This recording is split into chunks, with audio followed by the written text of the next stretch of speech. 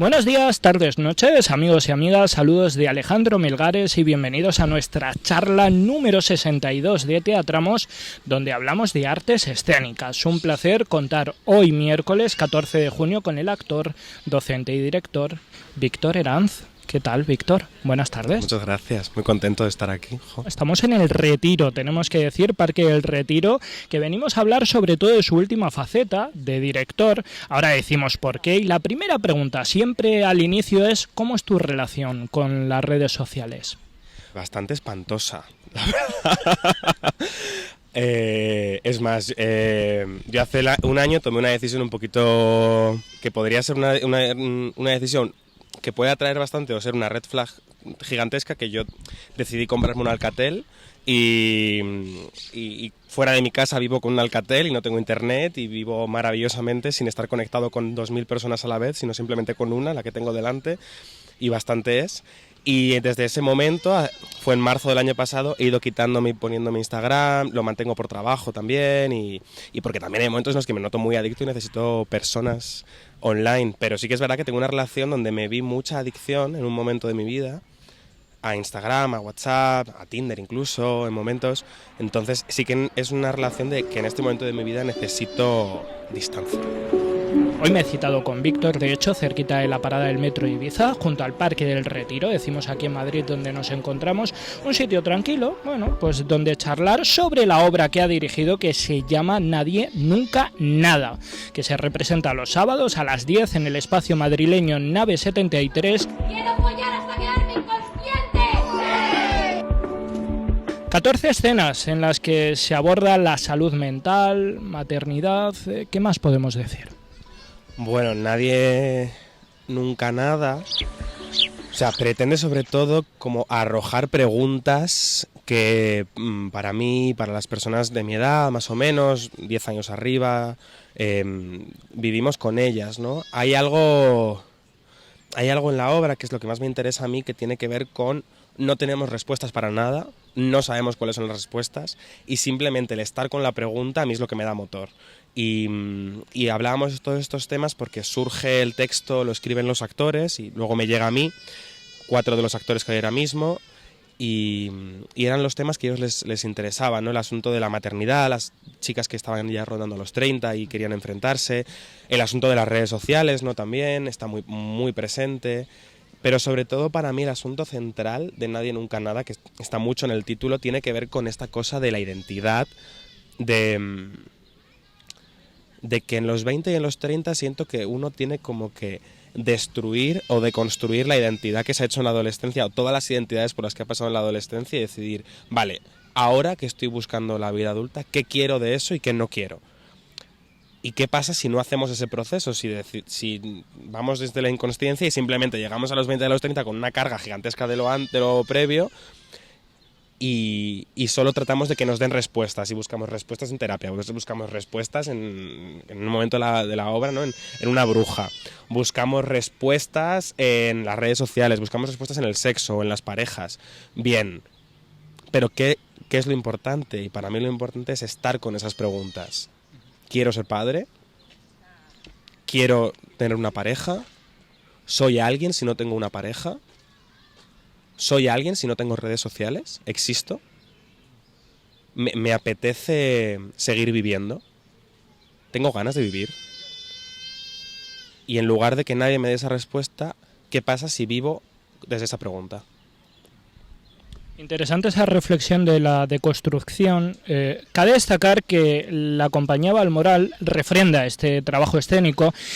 Me parece interesante, lo vamos a hacer, escuchar al inicio de la charla a uno de los intérpretes y artífices de este proyecto que describe tanto la obra como tu labor. Nadie, Nunca, Nada es una obra que nace realmente de 6 dramaturgias, es decir, somos 6 actores que hace un año quedamos y nos pusimos a escribir y que cada uno se puso a escribir un poco sobre lo que le movía su vida cotidiana.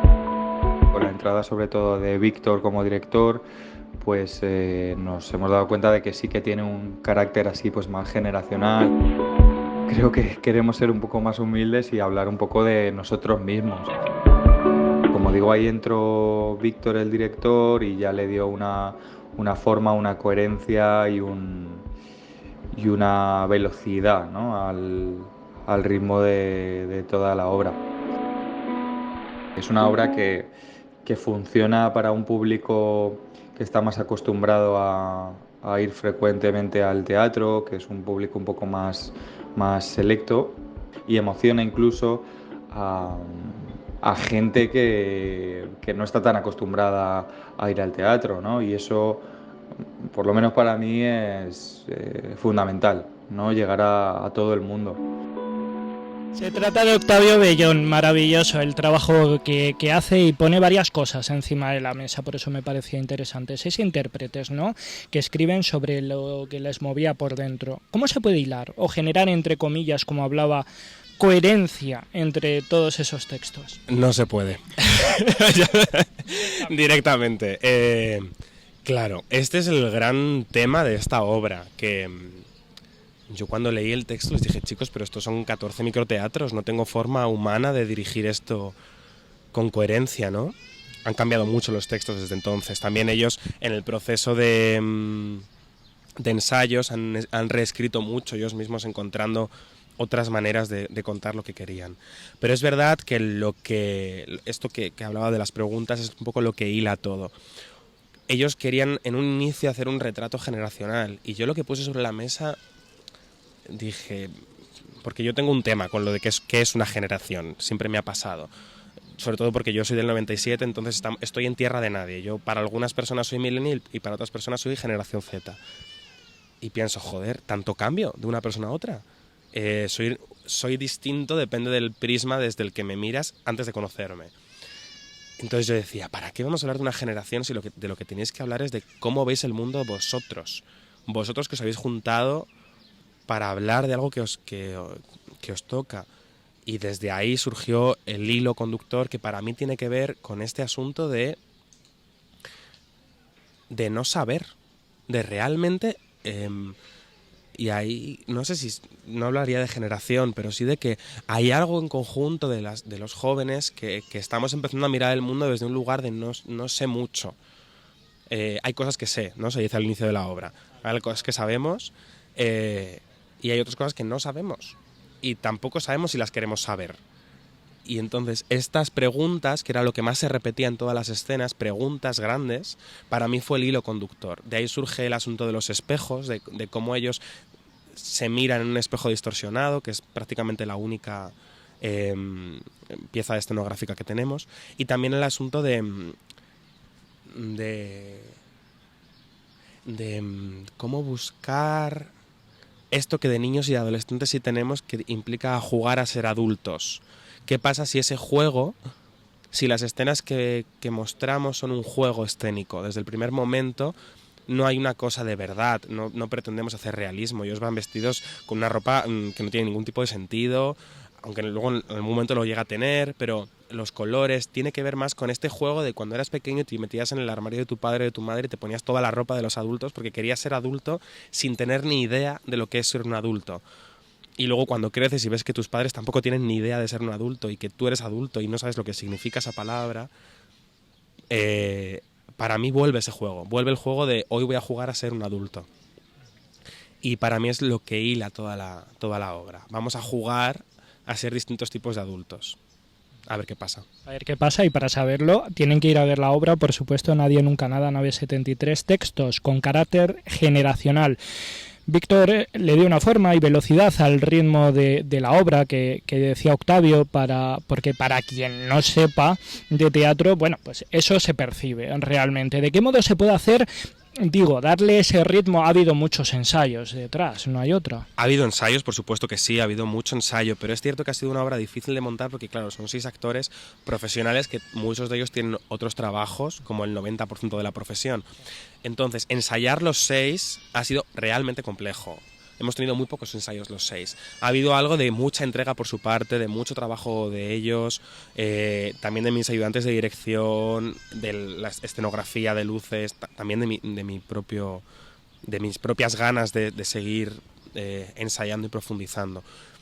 Pero sobre todo para mí lo que hace que la obra esté muy viva es que yo sigo aportando y sigo cambiando y sigo viendo cómo puedo contar mejor esta historia. La última función no tiene mucho que ver con el día del estreno, pero hay muchas cosas que que están en otro lugar, ¿no? Eso me viene por mis maestros, sobre todo por Juan Carlos Corazza, quiero decir, maestro absoluto de enseñar a que el teatro es algo que está vivo y que siempre tiene que estar vivo. Y que qué peligroso cuando un teatro se muere. Y para mí tiene mucho sentido el asunto del ritmo y el asunto de lo coreográfico. Ha tenido que ver con mucho ensayo, pero también ha tenido que ver mucho con una energía que creo que es necesaria y vital para hacer teatro. A mí hay una cosa del teatro que a veces se ha establecido del teatro que va más a la marca o del teatro que va más a la forma, que a mí no me interesa tanto. Lo valoro y lo respeto muchísimo, pero nunca me ha interesado mucho. Para mí esta vitalidad que ellos aportan de estar más en el aire, de no saber muy bien qué va a pasar, aunque ellos lo tengan claro, pero que siempre haya algo que esté un poquito como...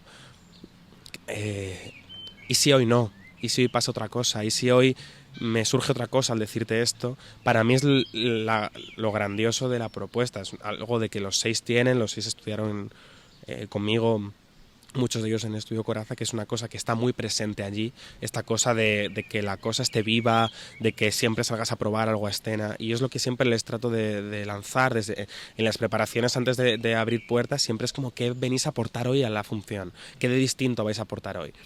Y a mí eso es lo que más me emociona, como ver que de repente este sábado hubo una escena justo con Octavio y con otro actor, con Manuel Imizcoz, que de repente fue otra cosa completamente distinta, y yo estaba emocionado en cabina diciendo, Dios mío, esto acaba de surgir. Ni siquiera en los ensayos estaba funcionando así, hoy ha surgido otra cosa nueva que ni siquiera yo conocía, y dije, qué interesante para seguir profundizando, ¿no? Pero tiene que ver sobre todo esta cosa del ritmo con una entrega actoral. Para mí tiene que ver con que ellos están realmente implicados en contar la historia, y entonces ahí luchan mucho por sostenerla. Es verdad que hay algo del montaje, ¿no? Con los espejos, con los movimientos, también con la música que introduzco, y que hay algo que está en el texto ya de por sí, que es una cosa de la sobreestimulación a la que estamos todo el rato expuestos, ¿no? A mí me pasa mucho esta cosa, y es una de las razones por las que tengo un Alcatel, que es como, bueno, ya, por favor, necesito un rato en el que haya silencio, en el que yo me pueda escuchar a mí mismo y en el que pueda sostenerme, ¿no? Entonces, claro, para mí es muy interesante como toda la obra es todo lo contrario, estímulo, estímulo, estímulo, estímulo, hasta que a mitad de obra metemos el maravilloso momento de los 3 minutos de silencio, que a mí siempre me intriga mucho qué va a pasar ahí. Pero tiene que ver mucho con esto de que llevamos una hora lanzando estímulos por todo el rato, luces, sonido, actores, espejos, ropa, cambio, no sé qué, y de repente, ¿qué pasa si todo para?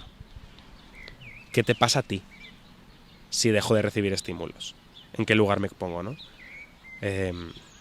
Y bueno, es como lo que busco con la obra, que haya un ritmo que tenga mucho que ver con lo frenético que es ser ahora mismo joven, de no poder parar ni medio segundo.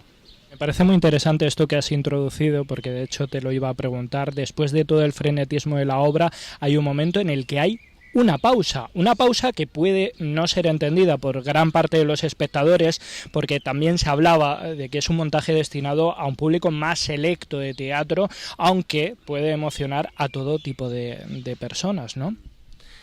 Bueno, yo no estoy muy de acuerdo con Octavio, con que sea para un público selecto.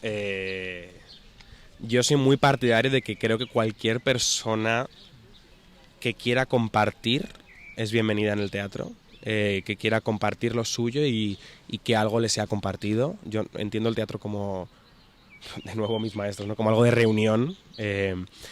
Entonces creo que realmente Nadie Nunca Nada es una obra en la que compartimos mucho, pero que también pedimos una exigencia grande al espectador. O sea, pedimos que den mucho, realmente. Porque hay mucho estímulo, hay 14 escenas, es un poco buffet libre, tipo, coge lo que quieras y con lo que no quieras, está bien, no hace falta. Es verdad que nunca me importó mucho que no se entendiera el momento de silencio, y mira que yo soy como director estoy muy puesto en... Quiero que... No tanto que se comprenda lo que yo he querido hacer, sino que se comprenda la historia que estamos contando y que cada uno luego tenga el viaje que quiera.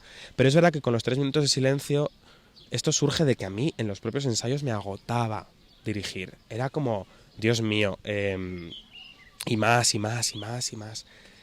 Y de repente, esto surge de un día en el que yo me quedé sin batería en el móvil, iba por la calle, como que me tumbé en el Retiro, estaba cerquita de aquí, y me tiré a leer. Y luego a mitad del libro paré y me puse a mirar el cielo. Y pensé, hostia, hace tanto que no hago esto de tirarme a mirar el mundo en el que vivo.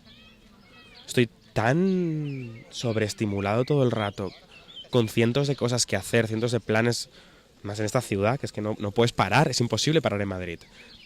Que pensé, ¿qué necesidad tengo yo de parar? Es mi gran asunto de mi juventud, tiene que ver con cómo puedo encontrar lugares de parar y de cuidarme, ¿no? Y pensé, quiero hacerle ese regalo al público, quiero que el público pare, que el público tenga...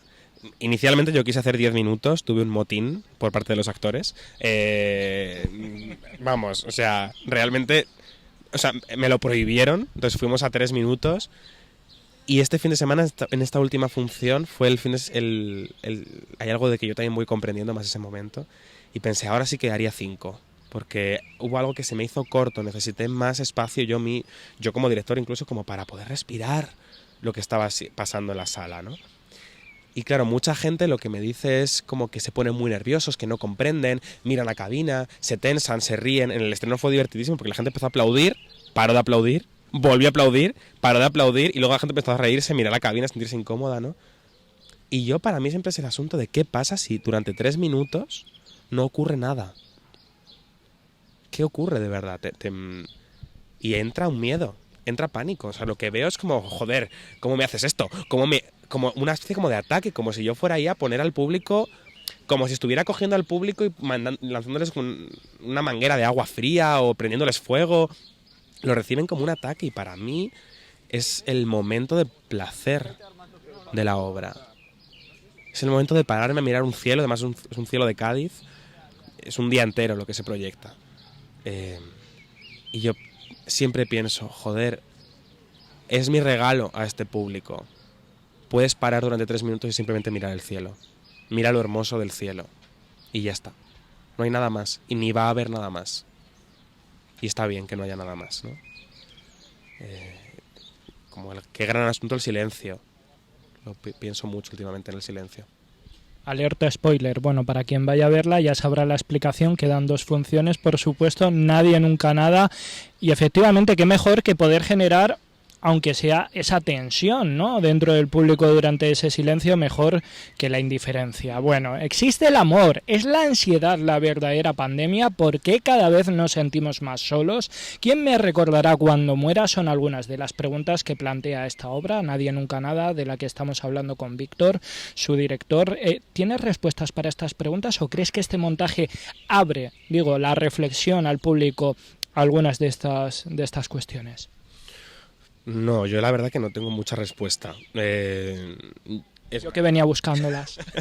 ¡Qué decepción! Siento. No, en 10 años a lo mejor te puedo dar un poquito, que espero que no. No, también desde mi lugar creativo tiene que ver con ir buscando, planteando la pregunta, y no tengo respuesta. No tengo respuesta. Para mí realmente lo importante es que nos hagamos la pregunta. Y a lo mejor la respuesta viene o no viene nunca, o la respuesta hoy es una y mañana va cambiando. No creo que por eso haya una cosa como de no comprometerte con un pensamiento, o de no tener un código moral o de un código ético, que eso para mí va por otro lugar, sino que tiene que ver con que realmente cada día aprendes cosas nuevas, porque cada día recibes estímulos nuevos del universo, del mundo y de tu casa y de las personas que te rodean. Entonces, estar en una respuesta para mí es dejar de aprender de las personas que te rodean y del mundo en el que vivo. Entonces, hoy tengo una intuición sobre si la ansiedad es la nueva pandemia. Intuyo, podemos debatir sobre el asunto, pero no soy muy categórico y tampoco pretendo serlo en el teatro.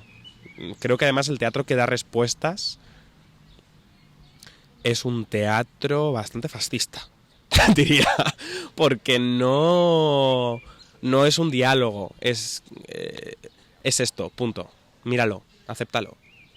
Y yo pienso, ya, pero ¿y si el espectador que está viendo esto quiere proponer otro asunto a esa conversación? ¿No le vas a dejar? ¿No quieres verlo? ¿No quieres aceptarlo? ¿No quieres realmente que el espectador esté con la pregunta? ¿No? Creo que, bueno, hay que superar, o yo creo que en mi teatro intento superar el asunto de decir que las cosas son de una única manera.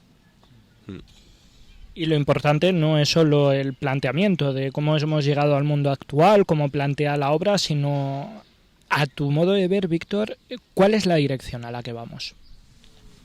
Qué profundos estamos. Wow. Me gustaría contestarte el 24 de julio después de las elecciones. A ver cómo veo el mundo. Yo trato de no ser muy catastrofista.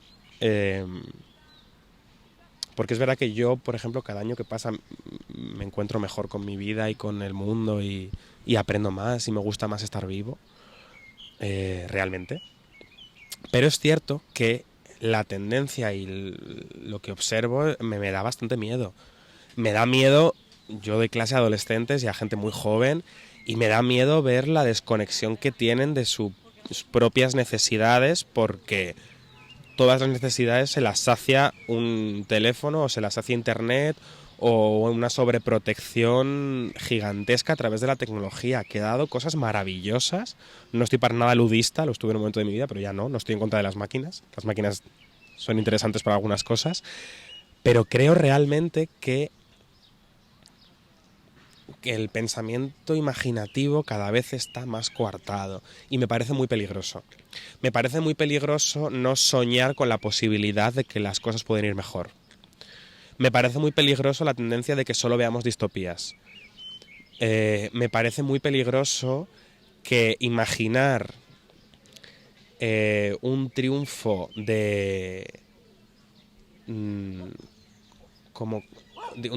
como de las clases obreras, o un triunfo de la abolición de cierto tipo de opresiones, sea algo como completamente irreal, pero sí podamos imaginarnos algo tipo el cuento de la criada, perfectamente imaginable.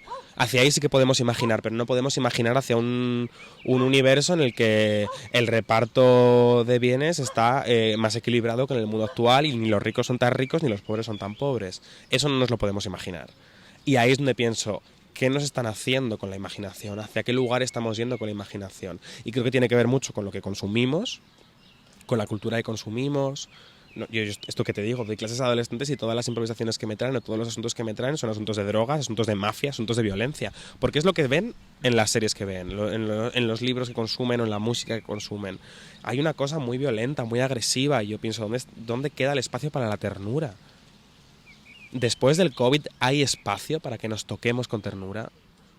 Es como si solo tuviéramos dos lugares, el golpe o el cogerte para poseerte. Bien, y lo tierno, y lo sencillo, y lo sensible, ¿dónde queda? Entonces yo soy partidario de que sí que creo que cada vez, si peleamos y luchamos, sí que podemos llegar a un mundo más justo, a un mundo más equitativo en muchas cuestiones, pero creo que hay que pelear mucho.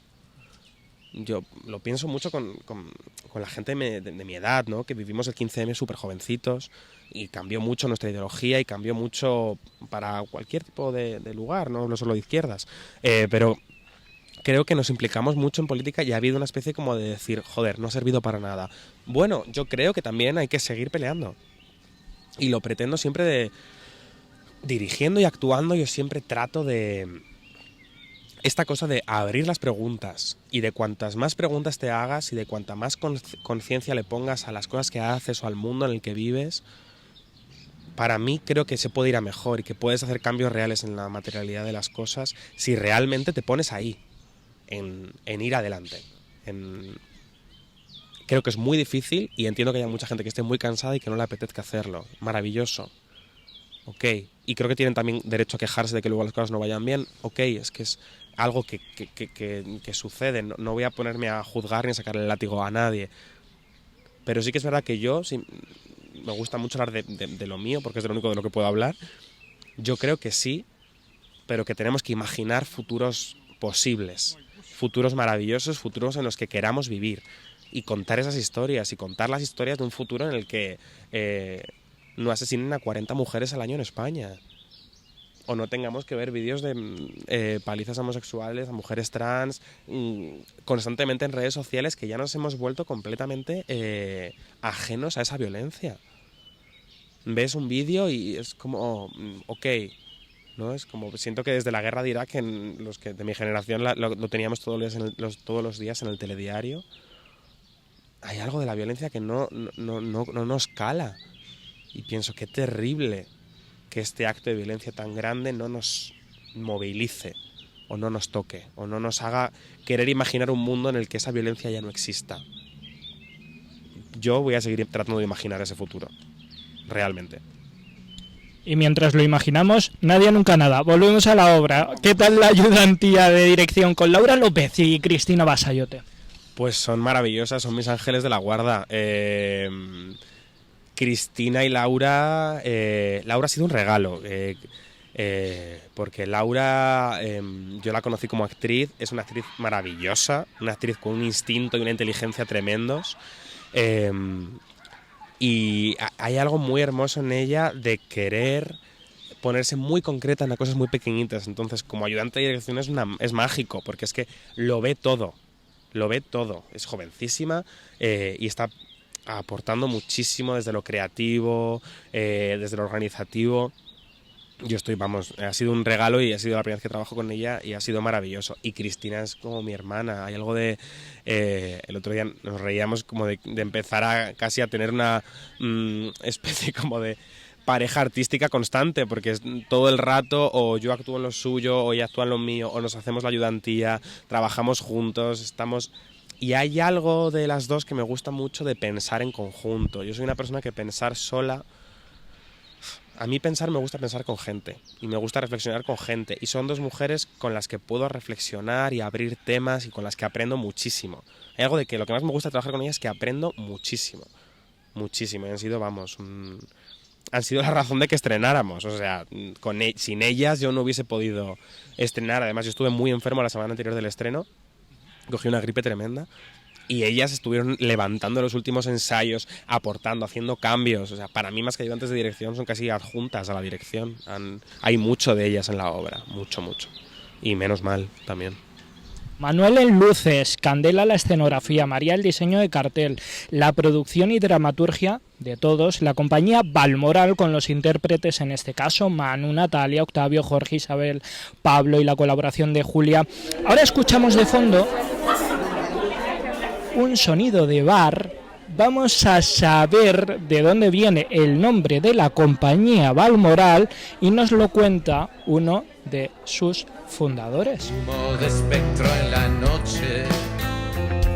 La compañía Balmoral nace como hace 5 años, en el 2018, con el estreno de la obra Ingredientes, en la Escalera de Jacob. Y en ese momento sirve como algo instrumental, digamos que el nombre es un homenaje a un local icónico de los años 80-90, donde se reunían los artistas, los intelectuales, el Balmoral, vamos. ¿Dónde van los poetas, músicos? Y no es realmente hasta dentro de 2 años después que yo me junto con Octavio Bellón y Natalia Bellón, nos conocemos porque todos hemos estudiado en el estudio Coraza, que empezamos a hacer nuestra primera gran obra, que se llama Jaula de pájaros, y donde empezamos ya a tratar de darle una forma a este proyecto, que se basa sobre todo en 2 pilares, uno en lo multidisciplinar. Al final los 3 escribimos, actuamos, dirigimos, y también el que se prioriza la labor del actor.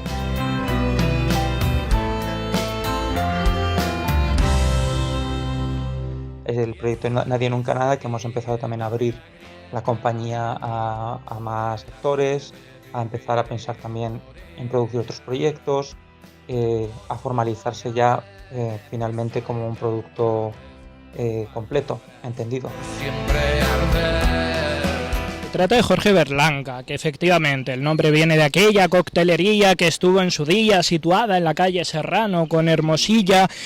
Proyecto multidisciplinar donde se prioriza la labor del actor, que decía Jorge. Antes hablabas, fíjate, del diálogo con el público, ¿no? Pero qué importante también es tener en cuenta lo que pueda aportar el intérprete. Tú como director me refiero a la hora de dirigir, ¿no? Por supuesto, para mí es vital. O sea, a mí me gusta mucho trabajar con el actor y no para el actor o el actor para mí. Hay algo de que imagino el trabajo, estamos imaginando algo que no existe, porque el personaje existe, pero está como en otro plano, no es como que tenemos que los dos alcanzarle y juntos lo encontramos. Y hay algo de que a mí lo que más me ha gustado de trabajar con ellos ha sido las aportaciones que siempre han traído, las propuestas locas que yo les he introducido y ellos me han puesto cara de bueno, y luego se han lanzado a probarlas. Había algo de que todo valía y de juego y de probar, que para mí ha sido un lujo.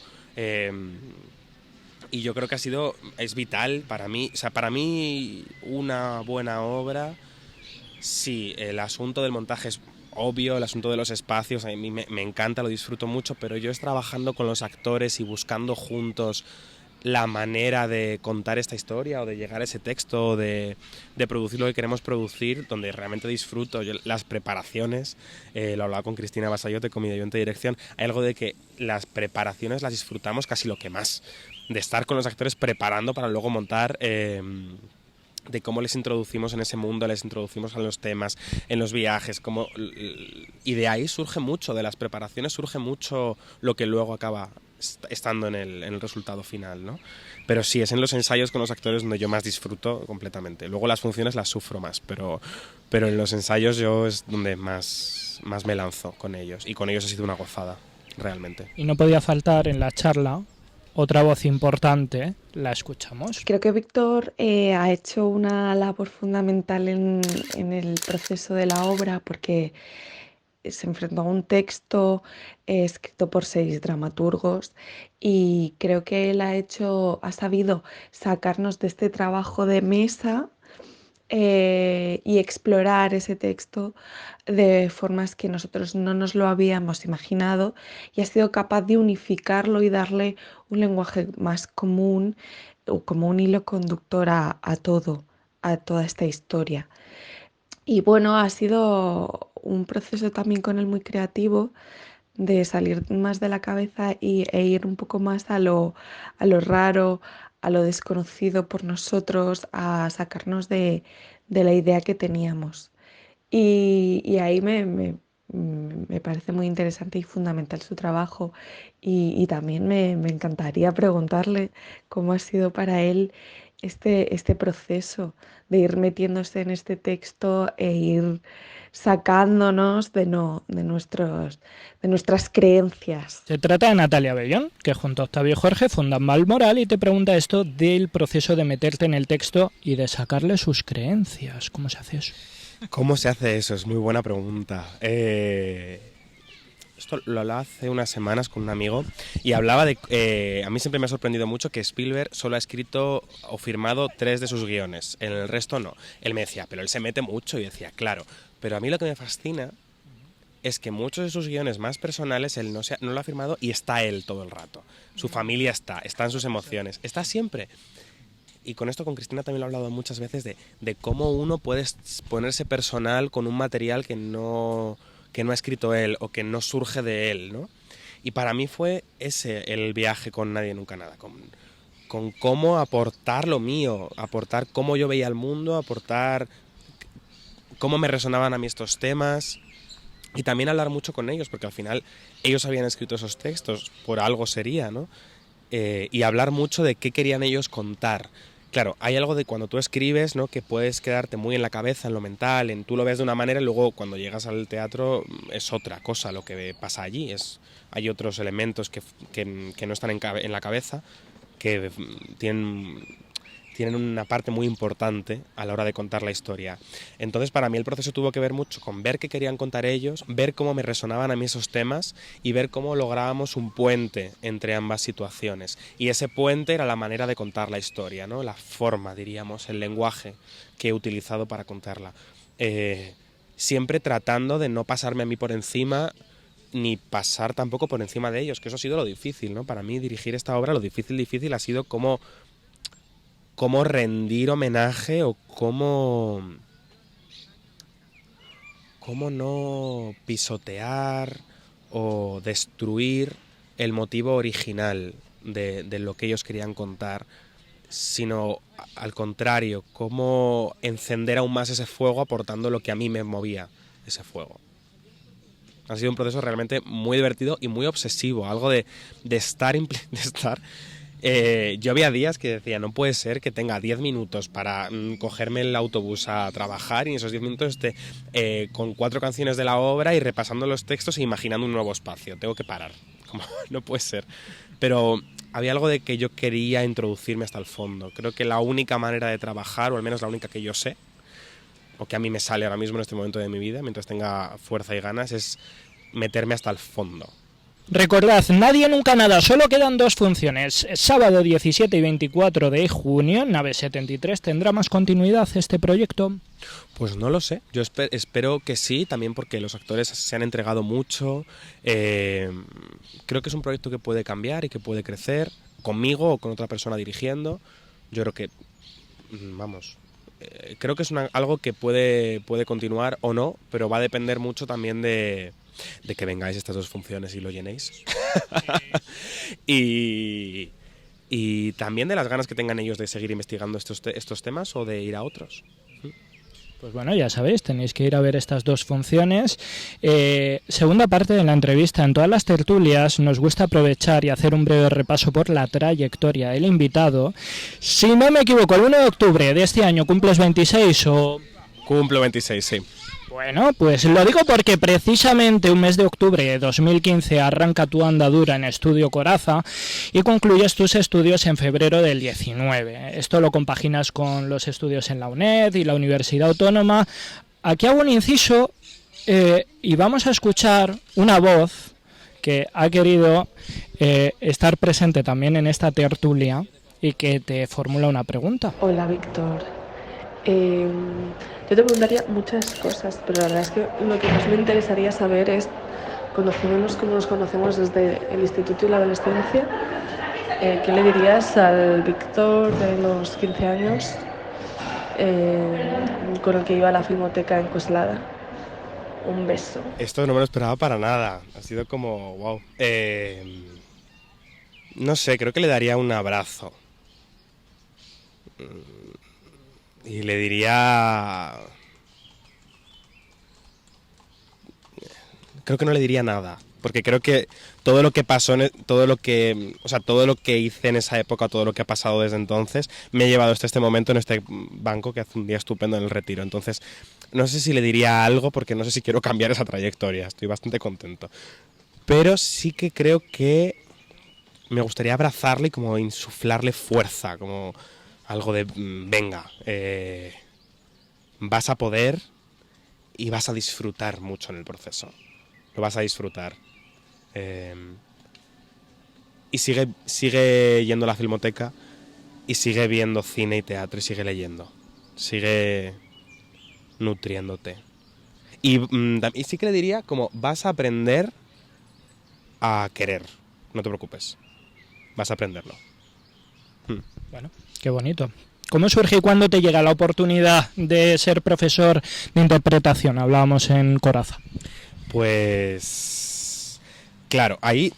como por, o sea, no por corregirte, pero es verdad que yo empiezo en el estudio 3 años antes, yo hice jóvenes y luego sí que hice toda la formación completa de 4 años en el estudio, y en mi último año, ya desde tercero, pero en el último año con Juan Carlos Coraza, con mi maestro, veo que me interesa mucho la dirección, muchísimo. Que me gustaba aportar, incluso me gustaba retarle a veces en clase, como proponiendo cosas contrarias a las que él proponía, que me compraba un 1% normal, porque eran todas bastante espantosas. Entonces, al acabar, yo le pido una tutoría y hablamos un poquito de que me gustaría trabajar o aprender a estar ayudante de dirección o empezar a trabajar con algún director, y meses después él me llamó y me dijo, ¿por qué no lo haces conmigo? Sé mi ayudante de dirección. Y yo pensé, joder, qué mejor que contigo, que ya sé quién eres y que te admiro y te quiero. Y ahí empecé a trabajar como ayudante de dirección de él, un trabajo que ha sido muy bonito para mí y con el que Juan Carlos se ha convertido en un amigo indispensable. Estuve 3 años trabajando con él y en el segundo año él me propone dar jóvenes, el grupo de adolescentes en el estudio. Yo al principio le dije que me parecía una locura. Yo dije, a ver, no tiene esto ningún sentido. Yo soy casi más joven que ellos. y había algo bonito también para mí de decir, yo empecé allí y ahora voy a dar clases allí. Y además a mí era una cosa que la pedagogía nunca me había interesado especialmente.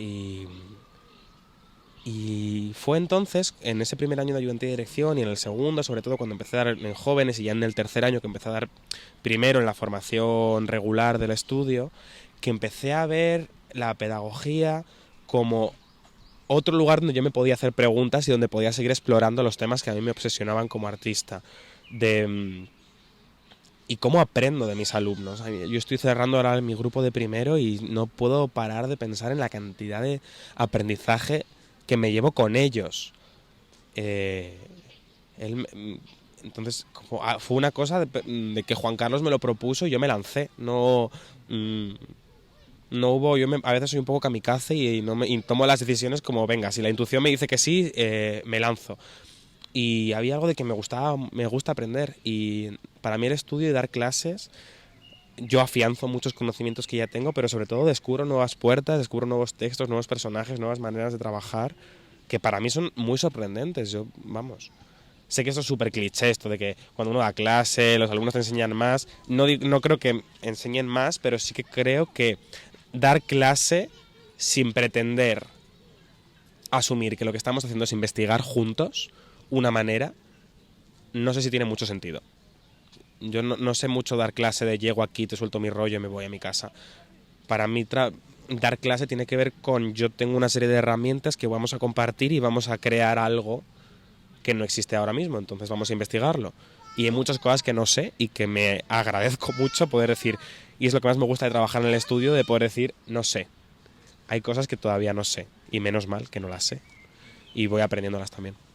Como actor, maravilloso ese taller de creación escénica en homenaje a García Lorca en 2019. Fíjate, La raíz del grito, ¿qué recuerdas de aquello? Recuerdo muchísimo trabajo. Recuerdo unos compañeros maravillosos. Había algo de ese grupo, ¿no? Cuando estábamos graduando, los que estábamos en cuarto. Y cuando estábamos como había algo de ir todos a una, las últimas funciones, había algo que nos atravesaba a todos. Era precioso el trabajo, muy bonito. Recuerdo aprender de Juan Carlos todo el tiempo. Yo casi era como una necesidad de decir, por Dios, quiero quedarme con todo lo que dices. Y también recuerdo que fue el año que yo aprendí a actuar. De verdad, empecé a entender qué era actuar y qué es la interpretación. Y recuerdo el momento más emocionante para mí, no sé si para el resto de mis compañeros, una de las funciones de diciembre. Al final en el estudio siempre hay un poquito de compartir, el público devuelve, ¿no? Y habíamos tenido una función muy emocionante, realmente. Había habido temas nuevos y había aparecido mucho el asunto de la muerte, que está muy presente en Lorca. Y se levanta una mujer muy emocionada, llorando, diciendo muchas gracias, ha sido una de las cosas más hermosas que he visto, muy muy emocionada, nos agradeció un montón. Claro, todos nos emocionamos mucho, le dimos las gracias y Juan Carlos dijo, bueno, ella es Isabel García Lorca. Y yo recuerdo que se hizo un silencio en la sala, y es de los momentos más mágicos que yo he vivido después de una función, ¿no? No en una función, pero sí después de decir, Dios mío, esto que acaba de pasar ha sido muy mágico. Y eso nos dio mucho motor para seguir avanzando. Nos dio mucho motor, sí. Emocionante, sin duda. Este Nadie Nunca Nada no fue tu primer trabajo de dirección. Ya vimos en la Sala 9 Norte La señorita Julia, o en la ayudantía antes hablábamos de Cristina Basayote, ¿no? En título provisional, así como con Coraza en varios montajes que hemos hablado. Señorita Julia, 2022, con Fabián, Flor y alguien más sobre el escenario. Hola, amor. Solamente quería darte las gracias por todo, desde el primer día que nos conocimos y que empezamos a trabajar juntos. Me has enseñado muchísimo, has tenido muchísima paciencia.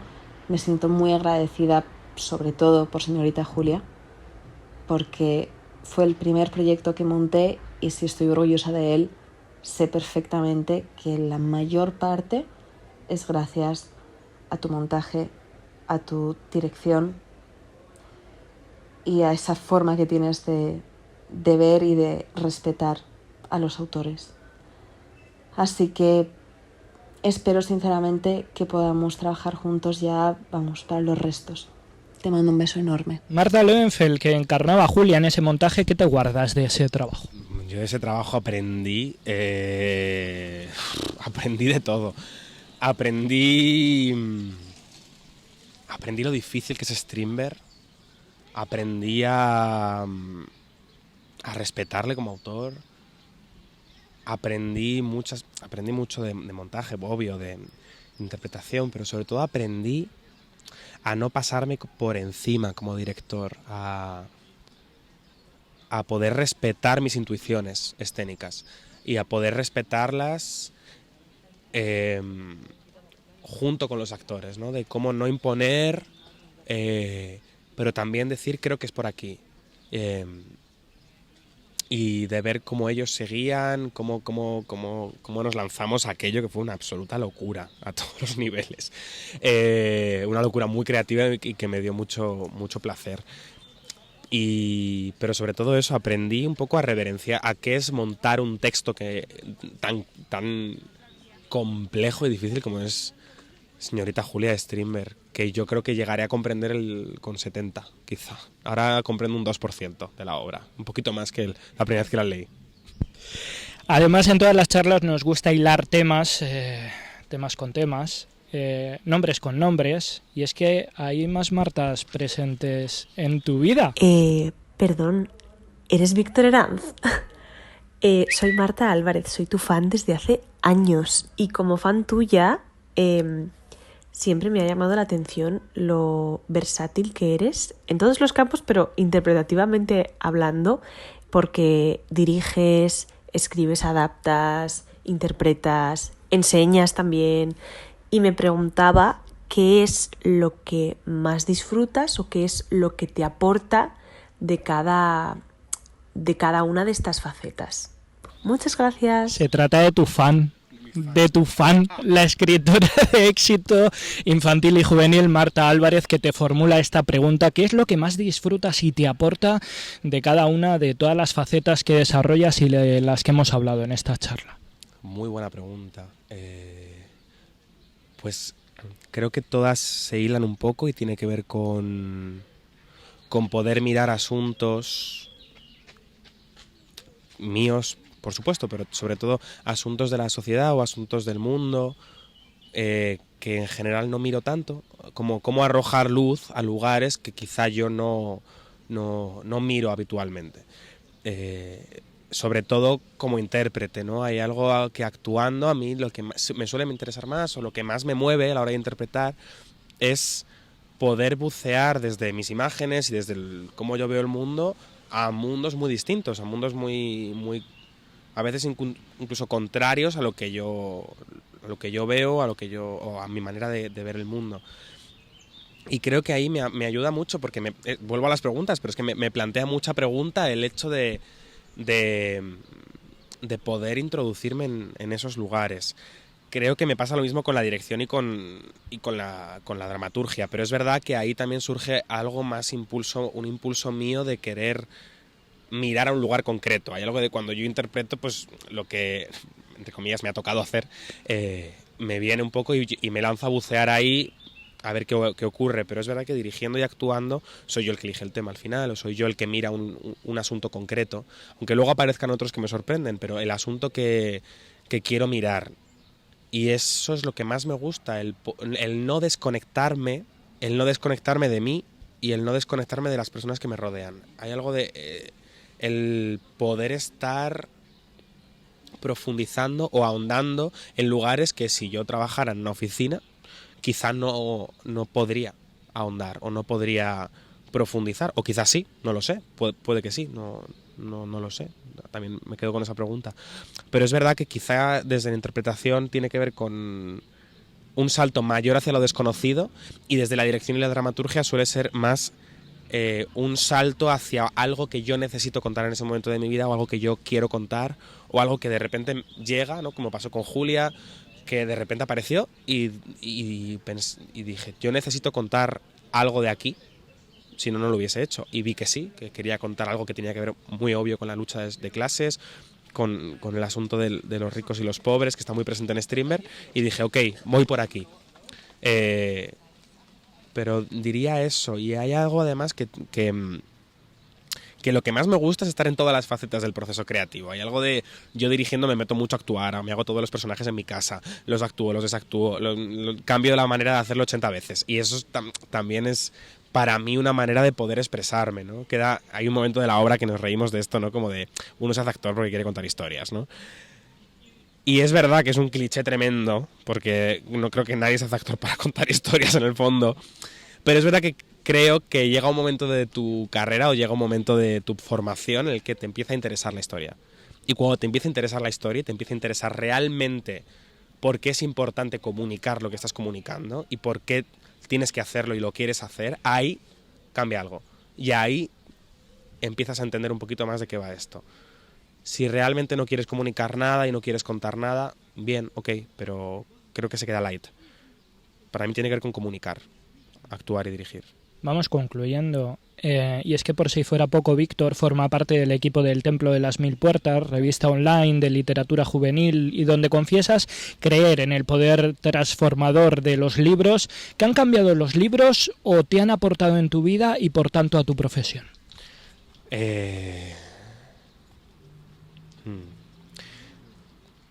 Yo no entiendo mucho el mundo sin la palabra escrita, tampoco sin la palabra hablada, por supuesto, pero hay algo que para mí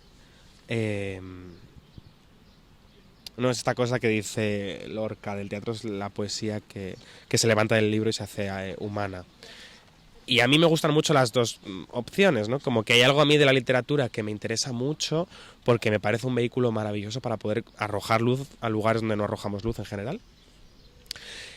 Y creo que el teatro surge de ahí, o sea, no hay...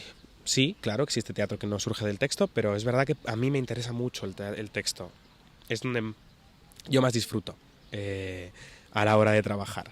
Y para mí la literatura...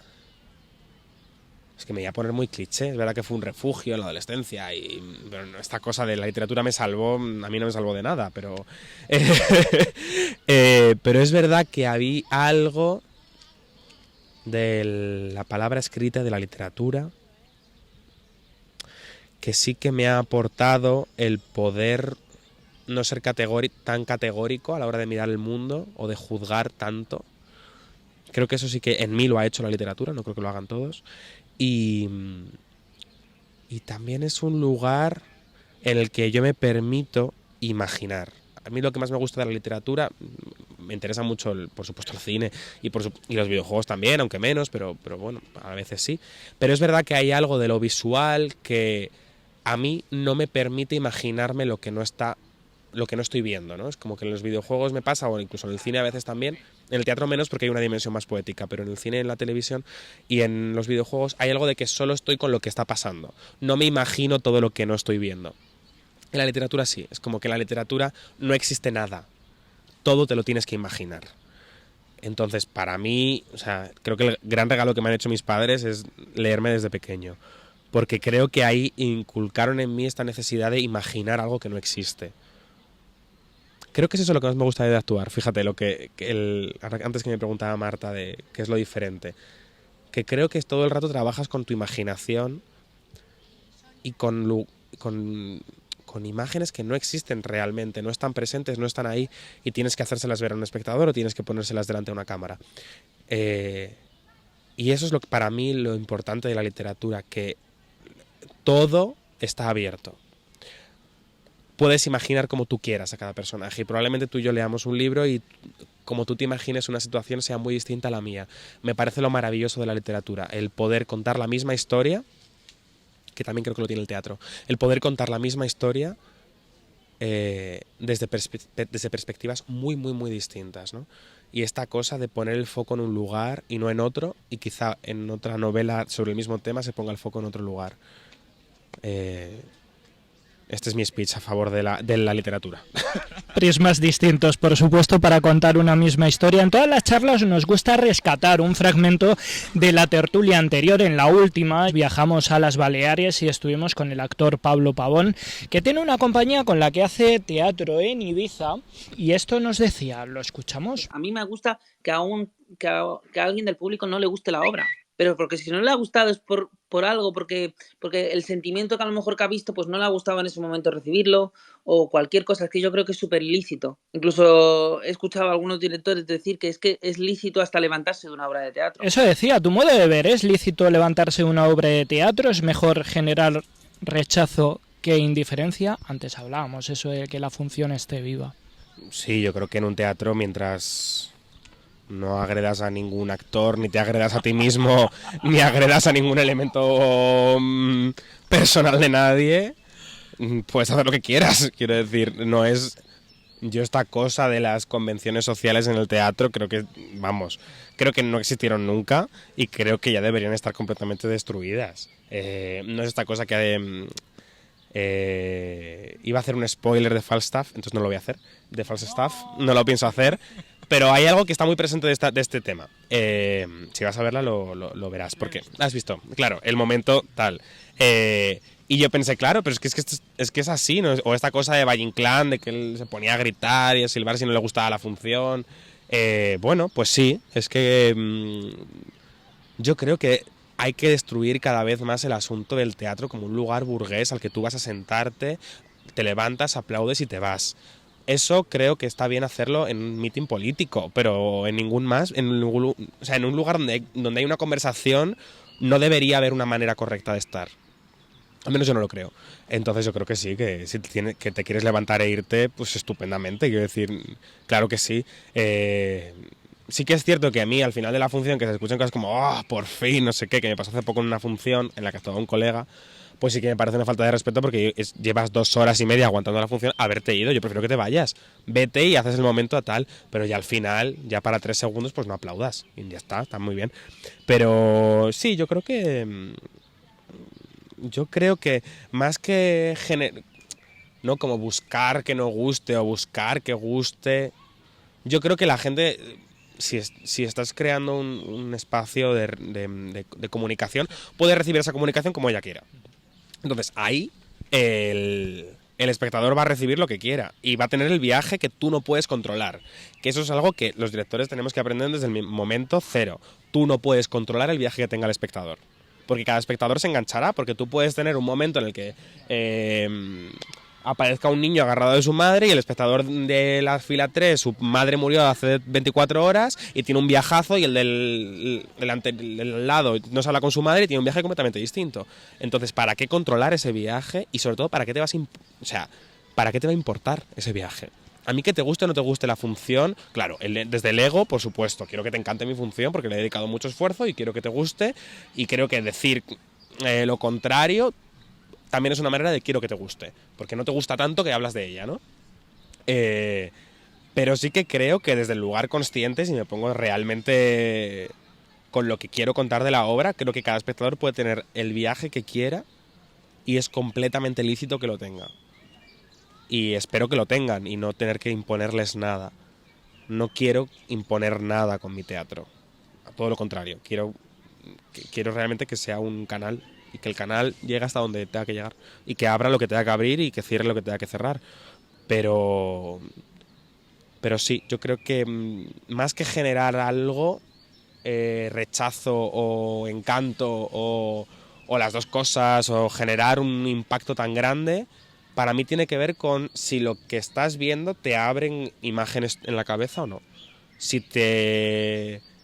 Porque sí, si te causa mucho rechazo, pero te vas a hacer la lista de la compra, pues vete, levántate y vete. Si estás con mucho rechazo, pero te abre una pregunta o te abre una imagen tuya personal y luego dices que no te gustó la obra, que fue espantosa, genial, pero tuviste un momento quizá en el que algo viste. Y yo creo que ese momento es interesante siempre. Última pregunta, ¿futuros proyectos? Futuros proyectos. Hay 3 sobre la mesa. Todos ¿Se pueden hablar de todos ellos? ¿Puedo hablar de ninguno? ¡De ninguno! ¡Oh! No puedo hablar de ninguno. Bueno, uno es un texto mío, 100%. Y los otros dos son una adaptación de un texto del Siglo de Oro que hago con gente muy cercana. Y otro es un texto de los años 30, un texto maravilloso que llevo años queriendo montar y que me voy a lanzar ya, que estoy adaptando, que protagoniza Cristina Basayote, mi ayudante de dirección, con el que estoy encantado y con el que me muero de ganas de ponerme a ensayar, que me pondré a ensayar en septiembre. Y estamos en el proceso de producción. No puedo decir nada, pero puedo decir que es una obra con la que pretendo arrojar luz sobre la pregunta de ¿para qué nos contamos tantas mentiras? ¿Por qué no podemos sobrevivir sin mentirnos? ¿Y por qué es importante también mentir y mentirnos para poder seguir viviendo a veces? Como estamos con esas preguntas. Mentir para sobrevivir. Interesante reflexión que acabamos con ella. Casi una hora. Oye, se ha pasado más de una hora, casi, ¿no? se ha pasado volando. Pues ha sido un placer. Oye, no quería acabar la tertulia sin agradecer a Natalia Bellón por servir de enlace en la mayoría de los saludos, a Desio Rodríguez por sus fotos, Valmoral, no pierdan la pista, tampoco a esta compañía que ya ha dado sus frutos y esperemos que lo siga dando, ya sea con la obra Nadie Nunca Nada o muchos otros proyectos que estén por venir, y por supuesto a Víctor Herranz, que todos tus deseos se cumplan. Pues muchísimas gracias a vosotros, chicos. Ha sido un placer realmente como poder abrir un poquito de pregunta. Estoy con esa palabra hoy, ¿no? Como con las preguntas, pero es verdad que ha sido un gusto y también como me voy con mucho calor de todo lo que he escuchado, tanto tuyo como de los audios, como algo de poder encontrarnos me da esperanza también en el teatro. Con esa esperanza nos quedamos. Un abrazo. Gracias.